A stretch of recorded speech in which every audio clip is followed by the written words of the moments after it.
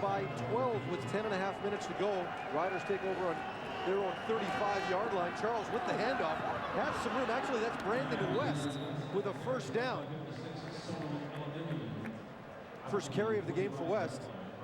Brandon West working his way into this lineup. Will go right behind the block of Makowski on that one. It's a chance to play offensive series. And Gene Makowski in his 272nd game gets out here and drives out on this running play. He gets a little chip there on Aaron Hunt. Moves into the linebacking core. Picks up Kareem Smith. 2 blocks. West also seeing some time on kick returns in place of Tristan Jackson. Motions out of the backfield on this play. Durant looks to Neil Hughes. He's got it. Breaks the first tackle of Tad Cornegay and picks up 9 yards.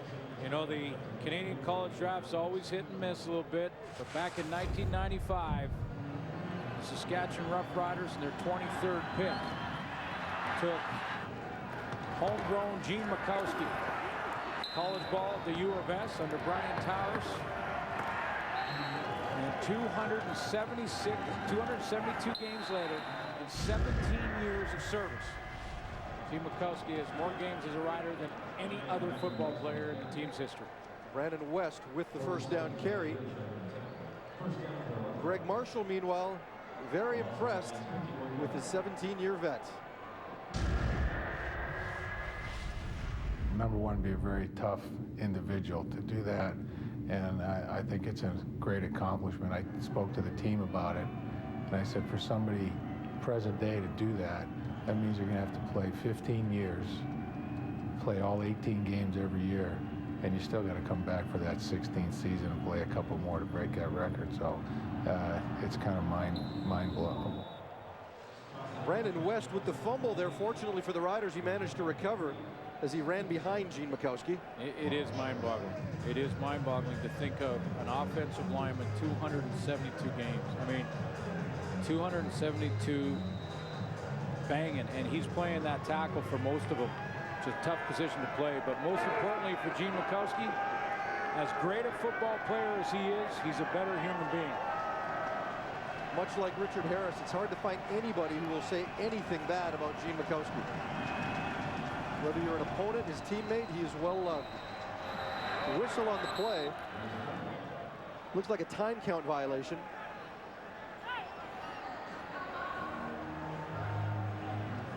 Darren Durant thought that he was within the... Time count violation, Saskatchewan, number 4, 5-yard penalty, 3rd down. Greg Marshall signaling that he was looking for a timeout but didn't get the call, just adding to the coach's frustration. Yeah, he didn't get the call, and I thought Darren Durant was looking at that time clock in the corner and thought he was within the time. So he tried to get the timeout, didn't get it. You know, there was a time count at the end of the first half last week that was crucial in that game. Back-to-back games now with the time count violation that could cost this team. 2nd and 12 now for the Riders.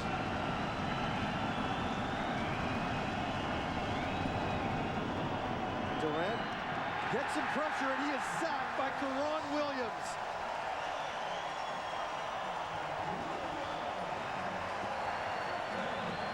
Lions brought just 4 on that play, but it was enough. You know, I've watched Karan Williams, his 0-5 team, and I just see him get up the field, play after play, cause problems for quarterbacks, play after play. He does not take one off, and I kind of asked Wally Buono and how he was playing yesterday. He said, I'd like him to play better. I think he can play better and be a little more assignment sound. And maybe there's times when Karan Williams may freelance a little bit. But boy, I've been impressed with his game. Eddie Johnson, another short kick. Andrew Harris gets the ball and the no yards call. 1 tackle away, can't break that last tackle. Corey Hucklock with that one. Lions get the ball at the 35-yard line. That was real close on the no yards. Saskatchewan number 46, 15-yard penalty, 1st down. That's Kai Stewart, and take a look here, and it's very close. There he is right there. Yeah, I would say inside the 5-yard mark. Not by much, but about a yard. When the kick returner is on his way forward trying to catch the ball like that, you know the referees have their hand on the flag. No question, but that's a big one because that's the 15-yard version when you catch it in the air.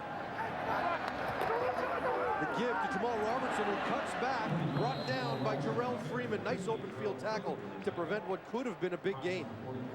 It really could have. It really could have, because it looked like Saskatchewan was in a bit of a slant stunt here where they were crashing down this way, and if Jarrell Freeman doesn't react quickly to this, it is a big game by Jamal Robertson.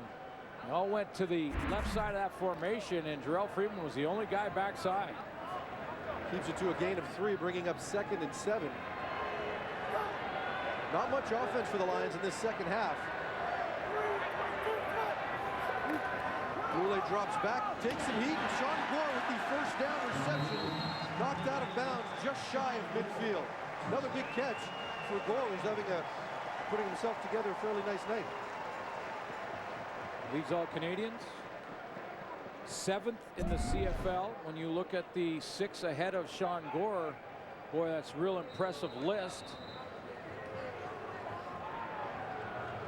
And he's been perfect tonight. 5 catches for 48 yards for number 85. First down for the Lions, just on their side of midfield. The quick pitch, this time to Harris. Got some room, but it closed quickly. Sean Lucas with the tackle. That's a play where they want to get big Ben Archibald, left tackle, out in front of the running back and Andrew Harris. Try and get him outside of contain and see if they can get their big off-season acquisition at left tackle out in front of them. So he'll come out and he'll block, and they'll do the quick pitch to number 33. Watch 65 in front of him. Pull out in front of him. Try and find someone getting behind that freight train. 2nd and 6. Lule looks like he wants to change the play here. Looking over the middle. Kamal Peterson, it's incomplete, but there are flags on the play. It looks like pass interference right there. Well, and Travis Lule ran 20 yards to get the official's attention to show him that he grabbed the jersey on the back of Kamal Peterson. Lions still smarting over the non-pass interference call last week. G. Roy Simon is, at least. A little vocal with that, wasn't he? Yeah, he wasn't backing off despite taking the fine. Pass interference, Saskatchewan, number 31. First down.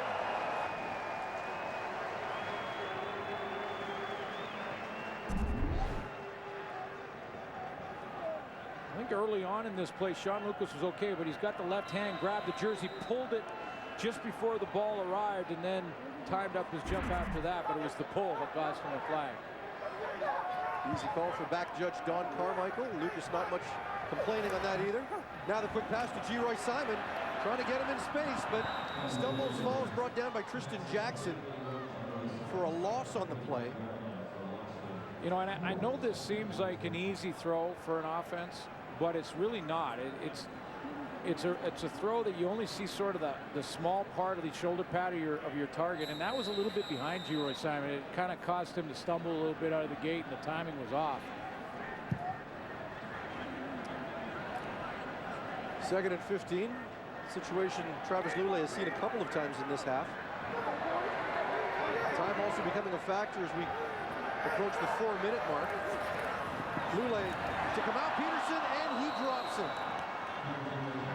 First drop of the night for a Lion receiver. That one likely would have been a first down. Well, it was right close. It was right at that mark, or about a yard short of it, and even if it's not, it's in field goal range for Paul McCallum. They'll have to punt the ball now. Boy, has this been an issue for BC after 5 games. Sean Gore's been perfect tonight. G. Roy Simon perfect. First drop for the Lions, but it's a big one because that was right near the first down marker.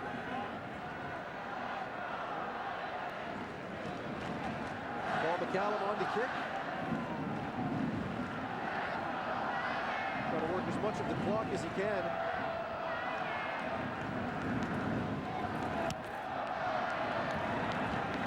Nice kick by McCallum, but makes its way into the end zone. Couldn't find the corner. And West gives up the single.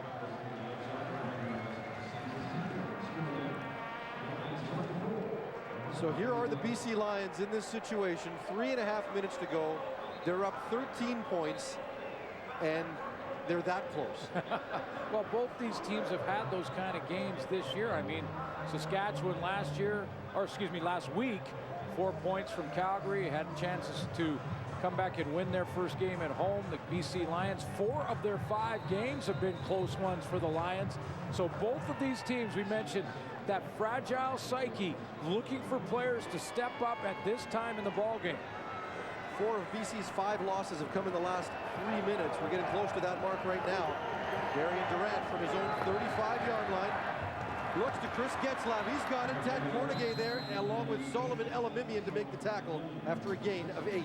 Especially with Wally Buono, Farhan, who's, as you know, been dying inside a little bit with every one of these losses. But when you take a look at him, I mean, 2 points to Calgary there. You got the 4-point game, almost had Montreal out of the gate. And then against Winnipeg, just 5. Brandon West with the carry. He's got some room. Brought down by Solomon Elamimian as we hit the 3-minute warning. Riders with a first down on a drive they must have. Tonight's game story brought to you by Mr. Lube, and for the Lions, Simon says he's having a big night. Yeah, monster game for G-Roy Simon. 196 yards passing for Durant. He still has some time in the football right now and a bit of a drive. Congratulations to Gene Makowski, his 272nd career game tonight. 1st and 10, looking for the screen. He's got Charles. Cuts back inside. Big hit by Solomon Elamimian. Was it ever? Was it ever? And big Gene Makowski out in front of that one. He got a piece of the first BC Lion potential tackler. And if you get outside, you know one thing, 56 is on his way, and he's not coming over there to tackle you. Solomon Elamimian is a hitter. He delivers. He's a striker, is what he is. Durant going up top, looking for Getzlav. He's got it. Down to the 11-yard line and a flag on the play. Dante Marsh is livid with that side judge, that side official. It looks like it's offensive interference. He thought he was interfered with big time, and there's your matchup right Pass here. interference, Saskatchewan, number 89, 10-yard penalty, still 2nd down. Wow. Let's see what the call is. I see Getzlav going down the field. I can't believe there was a penalty flag there. Dante Marsh may have sold that one more than anything. He got his right arm out, but doesn't that happen on every play? It happens every play. And look, push, a little shove. They're going to let that go and have all season. I think it's been very consistent all season. I don't know how a flag came out on that one. Getzlav with the nice catch at a key time in the game. But instead, it's 2nd and 14 at midfield. Durant drops back to pass. Throws it short to Charles, and he won't be close to the first down. Well, let's go back one more time. And, you know, again, the officials have been very consistent with this. So see, you can see Marsh with a push there right out of the gate. So they're going to let that one go. And then Getzlav straight down the sideline. And they usually have let this one go. Little push there because Marsh has got his hand around the outside too. So it's a push and a tug, and they usually let that go. In this point in the game, I'm a little surprised. Well, not a little. I'm a lot surprised that flag came out. Well, let's see if Getzlav has comments similar to what G-Roy Simon made last week. Probably not his style. Darian Durant, meanwhile, on 3rd down to James Robinson, and Corey Banks stops him short of the first down. And I say it far end because it's a game-changing penalty. I mean, you know, Chris Getzlav is down to the 20, and the Riders are looking at red zone territory with time on the clock. Now, full credit here, the Lions are just playing what's called on the field. Corey Banks has struggled a little bit with a couple missed tackles tonight, but makes a big one here on 3rd down gamble for Durant. And what Durant's hoping here is that his receiver will make one guy miss, James Robinson. He needed to make 24 miss, get 4 or 5 yards. He couldn't do it. And the Lions finally get someone to make a play at a key time with a game on the line. I'm sure we'll see a healthy diet of Jamal Robertson in the running game now. Here's Robinson, brought down by Jarrell Freeman after a gain of 5 yards.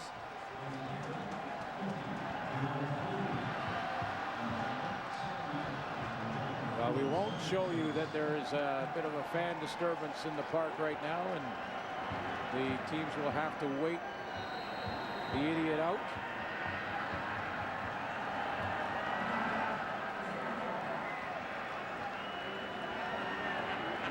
Lions offensive line now has a chance to shine here. Robertson again with that last carry.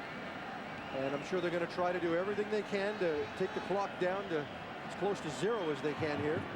Travis Lule getting final instructions from the coaching staff.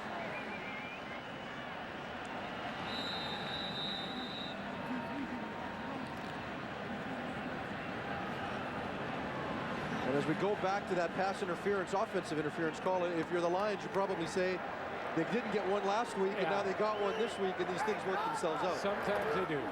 They'll leave it out. Robertson on the draw play, breaks one tackle and gets the first down. That's big. You know, and just like that, you know, the BC Lions starting to find a couple of players to make the key plays when they need to. You know, aside from a penalty that's called, the questionable penalty called, Corey Banks makes a big tackle on 3rd down, and the Riders still have the ball, and that's a huge one to keep the clock rolling. And you know, this team has been close all year. We showed you that graphic, 4 of their 5 games, and all of a sudden they win this one tonight, can hold on. They get Arlan Bruce in the lineup next week. Boy, I tell you what, they're not out of it. There's lots of football to be played. Robertson averaging 6 yards a carry, 53 yards on 9 carries. Here he is again. Mullender misses the first tackle. Gain of about a yard, maybe 2. But again, time is the big issue right now for the Lions.